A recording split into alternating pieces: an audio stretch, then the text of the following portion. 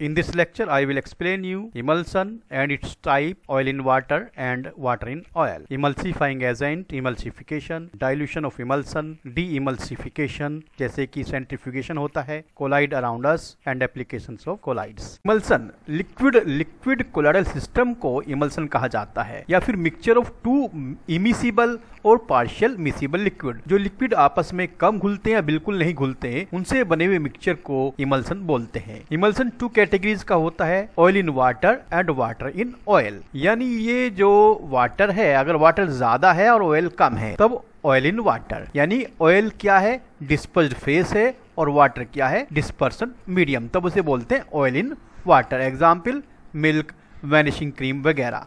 अब water in oil क्या होता है, ऑयल होना चाहिए डिस्पर्सन मीडियम और वाटर होना चाहिए यहाँ पर डिस्पर्स्ड फेस। जो ज़्यादा होता है वो डिस्पर्सन मीडियम और जो कम है वो डिस्पर्स्ड फेस। ठीक, यहाँ कलर से क्लियर हो रहा है, ऑयल को मैंने डार्क येलो कलर से दिखाया है और वाटर को लाइट ब्लू कलर से दिखाया है, जो कि साफ दिखाई दे रहा है यहाँ पर कि इसमें इधर वाटर डिस्पर्सन मीडियम है, इसमें इधर वाटर डिस्पर्स्ड फेस है। इधर ऑयल क्या है, डिस्पर्स्ड फेस है, और इधर ऑयल डिस्पर्सन मीडियम है। तो वाटर इन ऑयल के एग्जाम्पल होते हैं butter and cream etcetera. In milk liquid fat is dispersed face in water. Emulsion of oil in water are unstable and sometimes they separate into two layers on standing।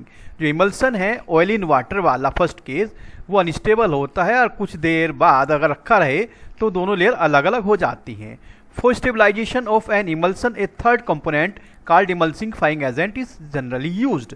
एक तीसरा component यहाँ पर डालना पड़ता है, जिसे emulsifying agent बोलते हैं, जो कि इमल्सन को स्टेबल कर देता है। वो क्या करता है emulsifying agent कि interfacial film between suspended particles and the medium, यानी ऑयल और वाटर के बीच में एक फिल्म तैयार कर लेता है जिससे वो इंटरेक्ट होते हैं।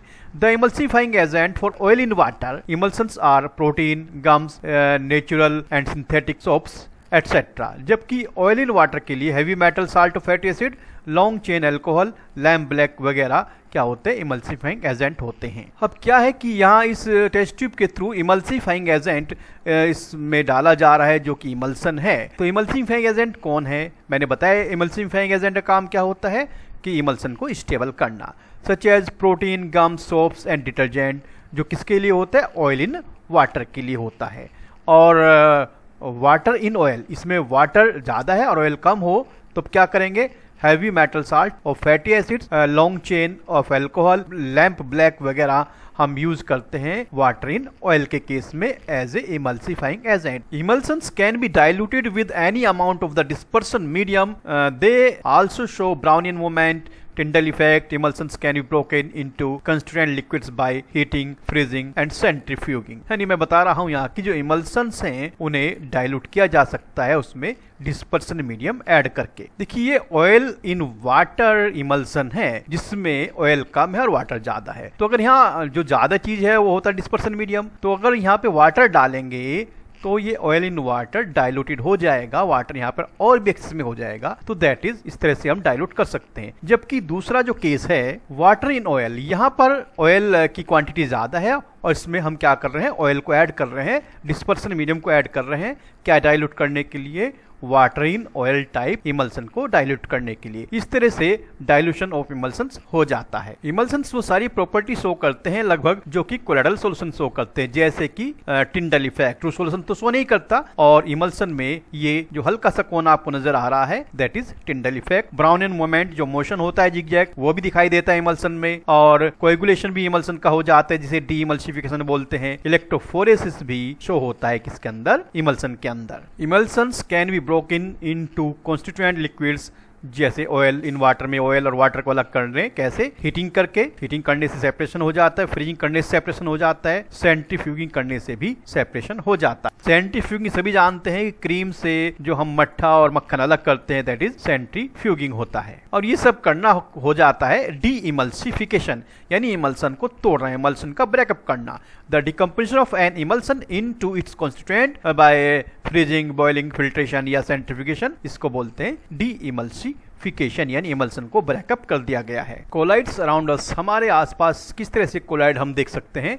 Blue colour of the sky, sky का ब्लू कलर क्यों नजर आता है? जो डस्ट पार्टिकल्स हैं वाटर में जो सस्पेंडेड है, लटके हुए हैं, डूबे हुए हैं, वो ब्लू लाइट को स्कैटर कर देते हैं जो हमारी आंखों तक पहुंचता है, इसलिए हमें स्काई ब्लू नजर आता है। Fog, mist, rain all are colloids. When a large mass of air containing dust particle is cold below its dew point, the moisture from the air condenses on the surface of these particles forming fine droplets. These droplets being colloidal in nature continue float in the air in the form of the mist और fog की तरह से वो आपको वहां पर दिखाई देता है। क्लाउड्स क्या होते हैं? एरोसोल्स होते हैं, जिसमें क्या होता है वाटर की ड्रॉपलेट्स एयर में सस्पेंडेड रहती हैं। On account of condensation in the upper atmosphere, the colloidal droplets of water grow bigger and bigger in size, come down in the form of the rain. ऊपर के atmosphere में condensation होने की वजह से जो कोलाइडल ड्रॉपलेट्स होती हैं वाटर की, वो बड़ी और बड़ी होती चली जाती हैं और फाइनली वो रेन की फॉर्म में नीचे फॉल होना शुरू हो जाती हैं। Sometimes rain fall occurs when two oppositely charged clouds meet. जब कभी दो अपोजिटली चार्ज क्लाउड्स आपस में मिलते हैं तो भी रेन होता है। जैसा कि मैंने बताया कि जब अपोजिटली चार्ज क्लाउड्स, जैसे पॉजिटिव चार्ज क्लाउड्स हैं, नेगेटिव चार्ज क्लाउड्स हैं, आपस में मिलते हैं तो रेन होती है।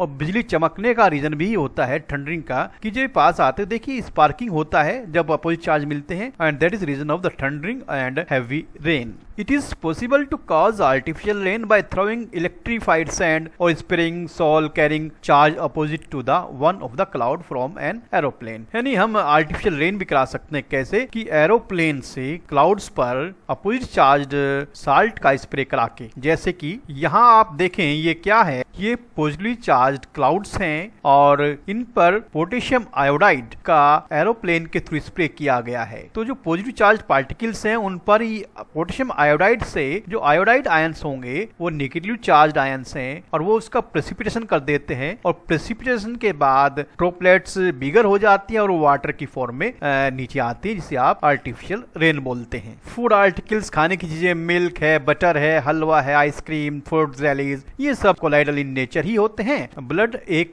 कोलाइडल सोल्यूशन होता है एल्बुमिनॉइड सब्सटेंसेस का। Typical action of alum or ferric chloride solution is due to coagulation in of blood clotting which stops further bleeding. यानी ब्लड जो कि निगेटिव सोल होता है, जब उससे फेरिक क्लोराइड की डालते हैं या एल्यूमिनियम क्लोराइड डालते हैं, एलम डालते हैं, तो एल्यूमिनियम पॉजिटिव आयंस या फेरिक पॉजिटिव आयंस उस ब्लड के निगेटिव आयंस को कोएगुलेट कर देते हैं, जिससे कि क्लॉटिंग हो जाती है और ब्लड का बहना रुक जाता है। Soils, fertile soils are colloidal in nature in which humus act as a protective colloid. जो मिट्टी होती है उसमें जो ह्यूमस है वो कोलाइड का काम करता है, और कोलाइडल नेचर हुई सोइल्स क्या करती है, मॉइस्चर को एब्जॉर्ब कर लेती है और जिससे नरिशिंग मटेरियल बचा रह जाता है। फॉर्मेशन ऑफ डेल्टा, जब रिवर वाटर सी वाटर में मिलता है तो डेल्टाज बनते हैं। रीजन क्या होता है, रिवर वाटर निगेटिव होता है क्ले की वजह से, और सी के अंदर पॉजिटिव आयंस होते हैं, डिफरेंट तरह के साल्ट, कैल्शियम, पोटेशियम, मैग्नीशियम, तो वो उसको न्यूट्रलाइज कर देते हैं, इस तरह से डेल्टा फॉर्मेशन हो जाता है। देखिए रिवर वाटर्स आ रहा है किसमें, सी वाटर के अंदर, जो कि निगेटिवली चार्ज है क्ले,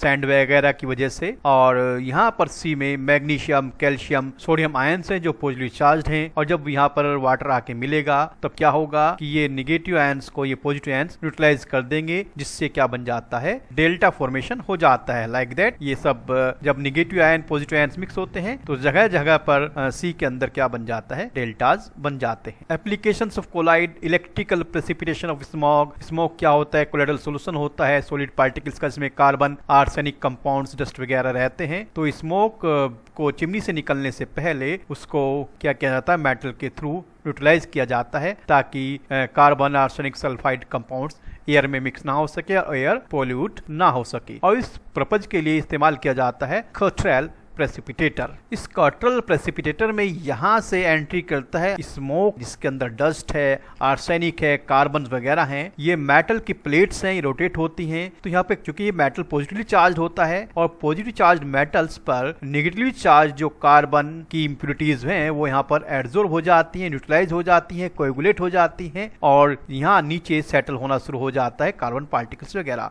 और फाइनली यहाँ से केवल क्या रिलीज होती है, हॉट एयर, जिसमें कार्बन नहीं नहीं होता है, कार्बन फ्री होता है। इस तरह से चिमनीज के थ्रू जो बाहर निकलने वाली गर्म हवाएं हैं उनमें कार्बन पार्टिकल्स नहीं होते, जिससे एयर पोल्यूट नहीं होता है। प्यूरिफिकेशन ऑफ ड्रिंकिंग वाटर, अगर ड्रिंकिंग वाटर को प्यूरिफाई करना है, the water obtained from natural sources often contain suspended particles. Impurities होती हैं, सैंड रेत होता है जो निगेटिव चार्ज है, जो उसमें एलम फिट के मिलाते हैं तो उसके पॉजिटिव आयंस एल्यूमिनियम के निगेटिव आयंस को कोएगुलेट कर देते हैं, प्रेसिपिटेट कर देते हैं। दिस वन प्रेसिपिटेट कर रहे हैं, कोएगुलेट कर रहे हैं और वो सेटल हो जाते हैं। फिर बाद में उससे निथार कर हम प्योर वाटर ले सकते हैं और हम उस वाटर को ड्रिंकिंग पर्पज के लिए यूज कर सकते हैं। Medicine, most of the medicine are colloidal nature, चाहे एग्रीसोल है जो आंखों में डालने वाली दवाई होती है, और कोलाइडल एंटीमनी है जो कालाजार बुखार में इस्तेमाल करते हैं, गोल्ड इंजेक्शन है जो नसों में दिए जाते हैं, मिल्क ऑफ मैग्नीशिया जो कि जब पेट में कब्ज हो जाती है उसको दूर करने का एक इमल्सन होता है। And all of the medicine are generally या तो इमल्सन्स होती हैं या फिर वो आपके होती हैं colloidal solutions. Tanning, animal hides, animal की जो स्किन होती है वो कोलाइडल इन नेचर होती है, पॉजिटिवली चार्ज होती है। जब उसको टेनिन नाम के एक मटेरियल से जो नेगेटिवली चार्ज है उससे पास किया जाता है तो म्यूचुअल कोएगुलेशन हो जाता है, यानी पॉजिटिव निगेटिव न्यूट्रलाइज कर देता है और इस तरह से आपका जो लेदर है वो हार्ड हो जाता है। And that is said to be tanning, इस चीज को कहा जाता है tanning. Cleansing action of soaps and detergent, मैंने आपको पहले बताया कि कैसे वो वर्क करते हैं। ये कपड़ा है, क्लॉथ पर ये डस्ट या ऑयल पार्टिकल्स हैं और इसको जब वाटर में डुबोते हैं डिटर्जेंट डाल के तो डिटर्जेंट के या सोप के दोनों एंड्स, हाइड्रोफिलिक और हाइड्रोफोबिक एंड, इस ऑयल को वाटर के साथ इमल्सन बनाने में हेल्प करते हैं। चूंकि सोप क्या होता है, इमल्सिफाइंग एजेंट जो मैंने आपको बताया। तो जैसे इमल्सन बनता है तो एजिटेशन से कपड़े पर से स्मेल की पकड़ कमजोर होती है और ये मैल, oil, dust particles hydrophobic part से जुड़ा हुआ है। हाइड्रोफोबिक किससे जुड़ा हुआ है, हाइड्रोफिलिक से, और वो वाटर के साथ वास्तव हो जाते, जैसे आपको यहाँ से हटकर ये यहाँ से भागता हुआ दिखाई दे रहा है वाटर के साथ। तो that is cleansing action of the soap. Rubber industry, rubber जो लेटेक्स होता है जो पेड़ से मिलता है निगेटिवली चार्ज होता है और जब मेटल के साथ उसको लगाया जाता है तो वो चूंकि मेटल पॉजिटिव होती है और रबर निगेटिव होता है, न्यूट्रलाइज हो जाता है, कोएगुलेशन हो जाता है। इंडस्ट्रियल प्रोडक्ट्स जितने भी है, पेंट्स है, इंक्स है, सिंथेटिक प्लास्टिक है, rubber, graphite, lubricant, cement, all are the colloidal solution, सारे के सारे कोलाइडल्स ही होते हैं।